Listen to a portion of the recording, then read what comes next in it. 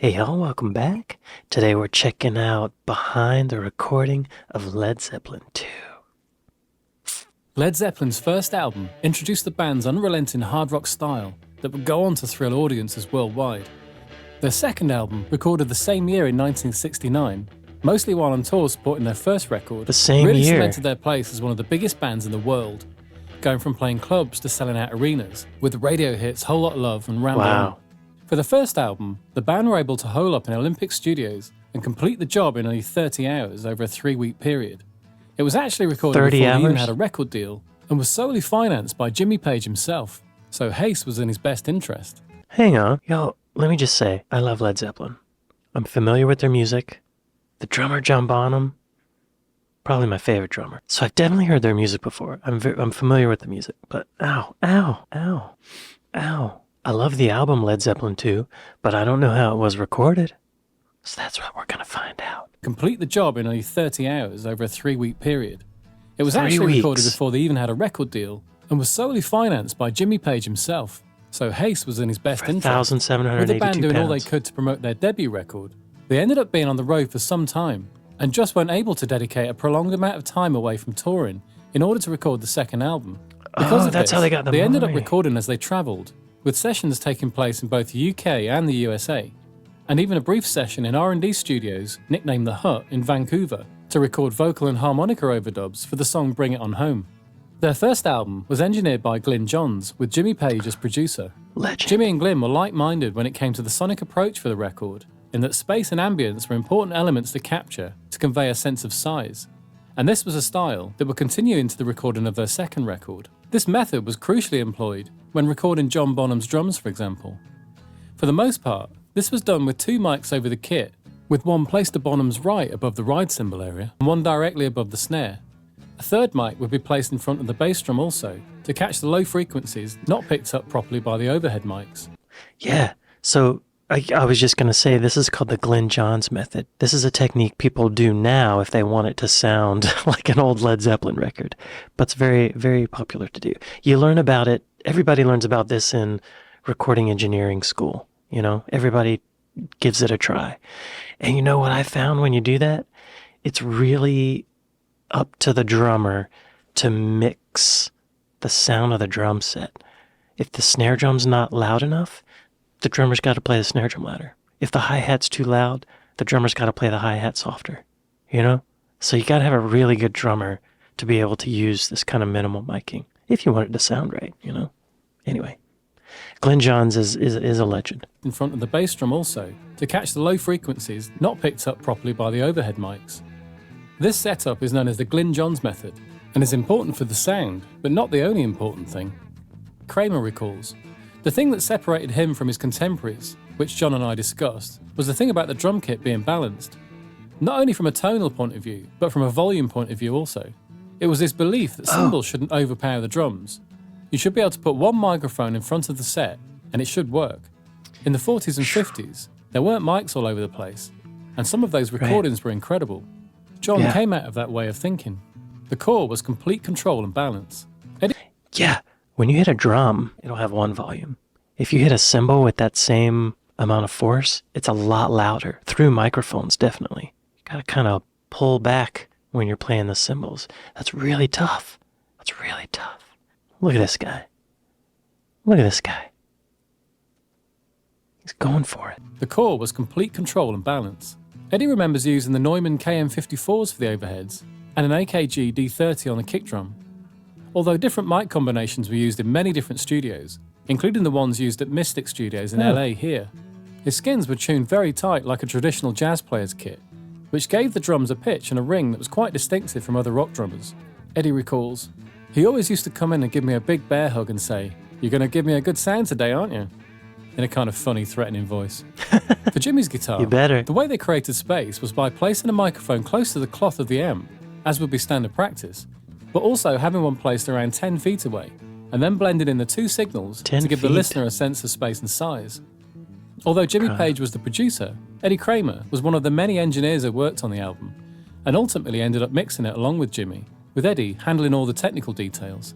Jimmy Page with a Gibson Les Paul is now a classic image, but for the first Led Zeppelin record, He actually used the Fender Telecaster. This particular guitar, with a very distinctive paint job, was given to him by Jeff Beck when he replaced him in the Yardbirds. Jimmy had experience of using... Those are very different guitars, I have to say. They almost have like an opposite sound. Here, let's see. This is a Les Paul.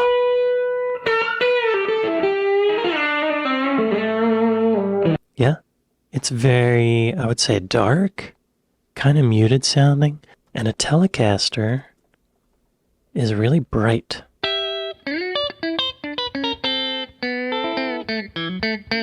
Very different. Was given to him by Jeff Beck when he replaced him in the Yardbirds. Nice. Jimmy had experience of using a Les Paul live, as he had a 3-pickup... Oh, wait a minute. The Telecaster Jimmy Page used on the first Led Zeppelin album was given to him by Jeff Beck. I hear a lot of stories about guitar players giving away guitars to other rock stars, and it happens a lot. Jimmy had experience of using a Les Paul live, as he had a 3-pickup Black Beauty along with the Telecaster. This encounter left him impressed with how the guitar's humbucker pickups offered more options when it came to feedback control, and it was at this point that Joe Walsh offered him his 1960 Les Paul Sunburst for $1,200 while he was on tour in the States playing at the Fillmore East in New York. Jimmy snapped this up and it became his #1 from then on, and it was the main guitar he used on Led Zeppelin II. That's interesting too. Telecasters have single coil pickups, so sometimes there's a hum. That Telecaster's probably humming away. Les Paul has humbucker pickups. There's no buzz. That may have been why he chose it. It wasn't stock when he bought it from Walsh, as the neck of the guitar had been shaved down, which actually shaved off the serial number, meaning it became impossible to properly date. It could be a 1959 or a 1960. The pickups were original Seth Lover PAFs, as was stock at the time. Jimmy said about the Les Paul, "I played it on Whole Lotta Love and What Is and What Should Never Be, and then decided it was for me. It was definitely going to be the Les Paul from then on. I always wanted to make a change for each album sonically, and that was my first decision for Led Zeppelin II. Okay. Another guitar that definitely featured on the album was his '67 Vox Phantom 12. The acoustic parts were played on his Vox Country West. Vox Phantom 12. Hey, for those of you who don't get into this gear nerd stuff, I apologize. Because I know they're throwing a lot of technical stuff. But I recognize that guitar because I think Ian Curtis from Joy Division played one. Yeah.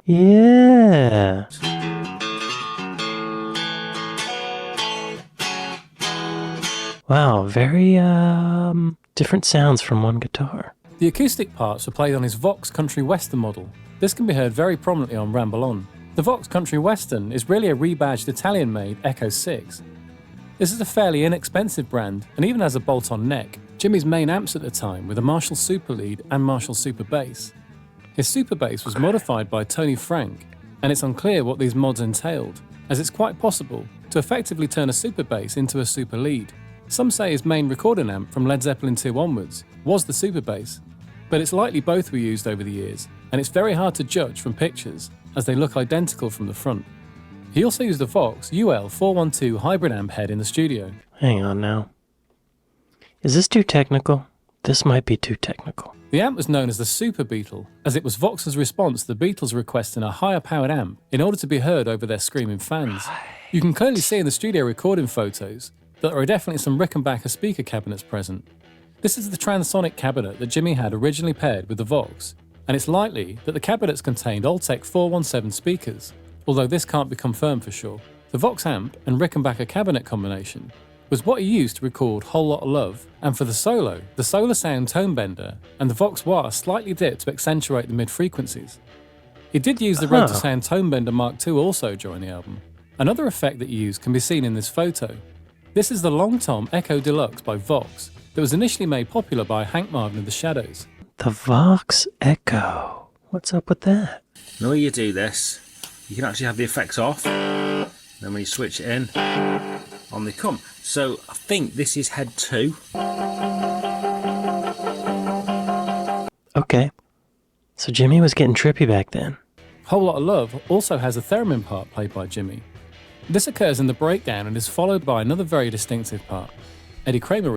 Wait, do y'all know what a theremin is? I've never played one, but it looks very difficult. Let's check this out.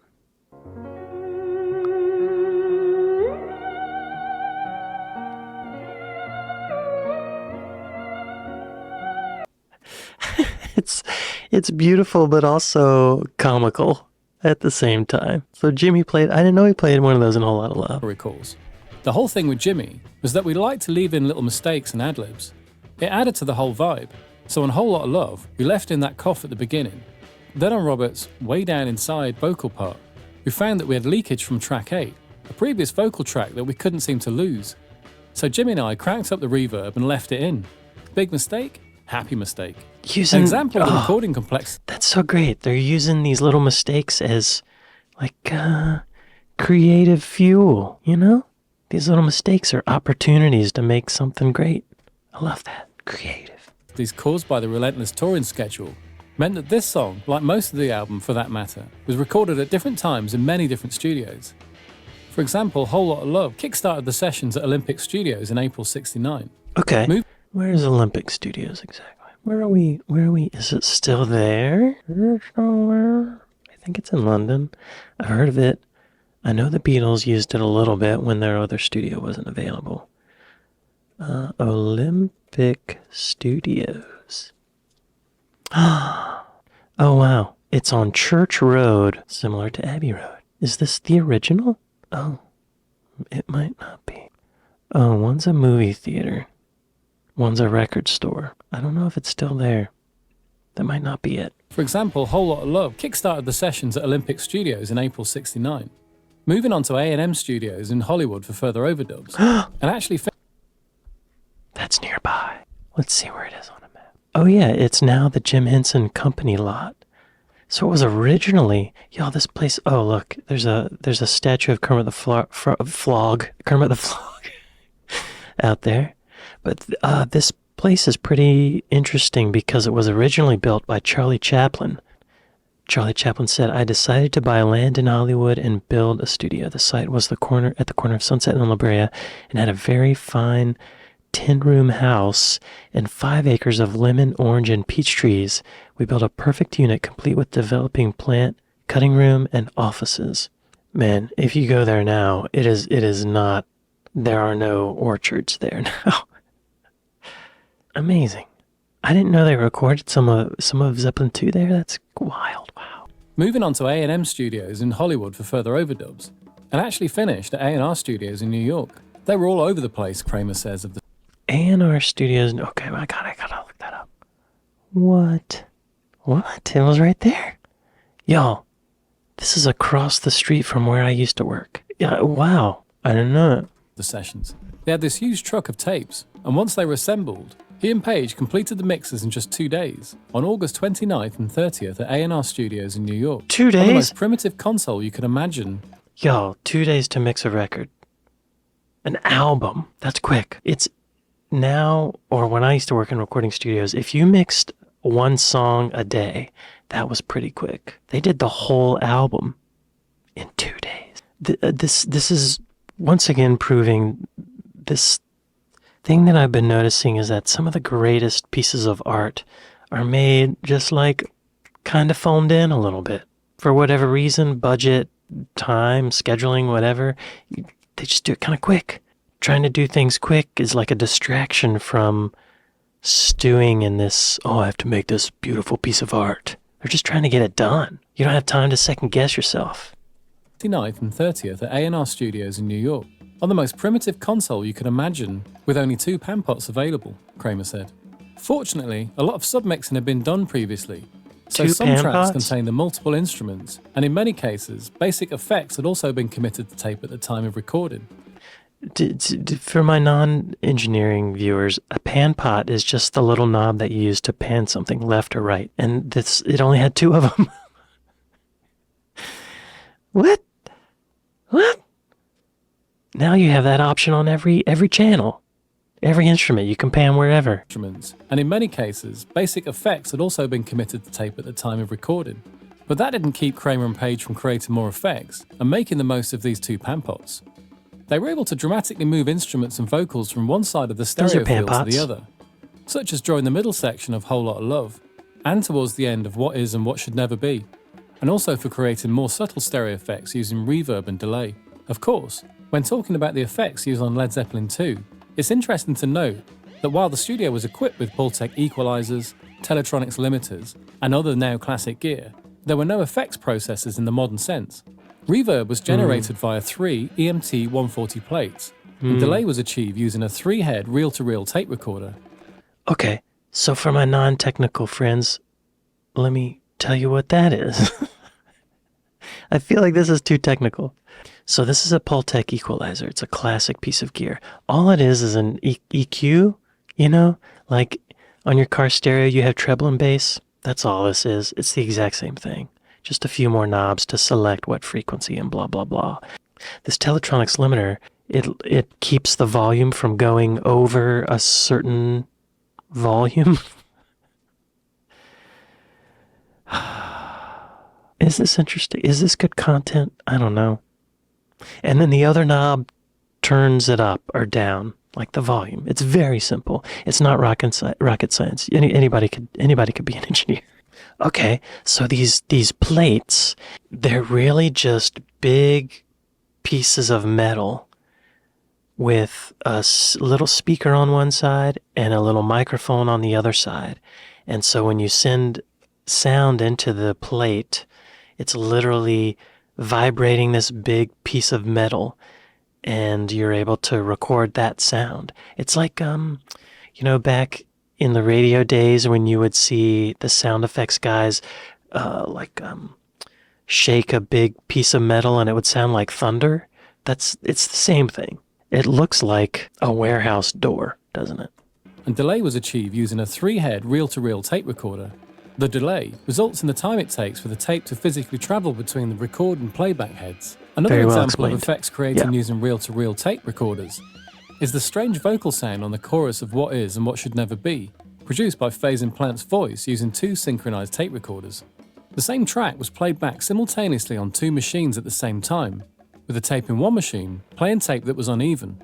This produced a warbling effect by modulating the second playback in and out of phase with the first. Yeah, so what that would sound like is like a... Less obvious production techniques used throughout the album include panning a guitar or other instrument to one side of the stereo field and position a reverberated version of the same sound to the other, as on the opening riff to Whole Lot of Love. Page was also fond of backwards reverb, where the tape is flipped over and the reverb recorded to an empty track while it's that playing in sounds reverse. good. I love that. Then when the tape is turned back over, the backwards reverb is heard starting before the sound it was applied to. Page had said that he used this on the slide part during the chorus of Whole Lot of Love, and at other points on the album. So that sounds like you'll hear the reverb come in and get louder and then stop at the sound that has the reverb on it. So it would be like if I was like, hey, it would go, hey. Anyway. John Paul Jones' setup for the album was his 61 Fender Jazz bass, played through an acoustic 360 bass head and 361 cabinet. No longer in production, this was quite a common setup for rock bassists at the time, and it was used both live and in the studio. Robert Plant felt that this album was quite a turning point for him as a vocalist. After feeling that he didn't get any credit for his work on the first album, he began to have severe doubts about his ability to carry on. During Led Zeppelin I, as far as I was concerned, I thought I was going to leave the band anyway. I didn't feel that comfortable because there were a lot of demands on me vocally, which there were all the way through the Led Zeppelin thing. And I was quite nervous, and I didn't really get into enjoying it until the second album. Wow, y'all. Even Robert Plant has imposter syndrome. Even after they made their first record, he thought he wasn't good enough. Just think about that. Robert Plant thought he was a crap singer. Wow.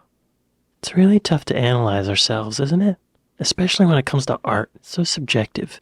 Robert Plant thought he was a crap singer. Robert, you're great. He knows that now. I think the vast majority can agree that he sure did get into it, as the vocal performances are truly incredible and iconic. Thankfully, the record buying public at the time agreed also, with the album topping the charts and becoming the biggest selling album of the year, deposing Abbey Road from the #1 spot and keeping the Rolling Stones' Let It Bleed from #1 also. Led Zeppelin II outsold Abbey Road. Well, now I mean, is it a better album? I don't know. I don't think so. I mean, it's art, it's subjective. Wow. Zeppelin II outsold Abbey Road. Wow, you could get the album for $3.25 back then. Those were the days. Motherfucker. It marked a shift for the popularity of heavier rock, and the band, of course, went on to make many more classics, with their blueprint now firmly defined. Wow. Y'all be sure to go to Mixing Mastering Online and like and subscribe. They're a British band, and they're a part of what makes me appreciate British culture so much. The music is just on another level. This album could have easily been a scattered mess, recording it at all these different places while they're on tour. This says the album exhibited the band's evolving musical style of blues-derived material in their guitar riff-based sound. Led Zeppelin II was a commercial success and was the band's first album to reach #1 on the charts in the UK and the US. Well, y'all, if you stuck with me this long, I appreciate you. I know it's a little bit different kind of a video than I normally react to. Maybe got a little technical at times, but I hope that wasn't too boring for you. And if you did make it this far into the video, take control of your own destiny and like and subscribe, so you'll get more of this crap I'm dishing out. Why do I call it crap? See, well, I'd like to thank my patrons, and I hope you're all doing well. And thank y'all for watching this with me, and I'll see you next time. Later.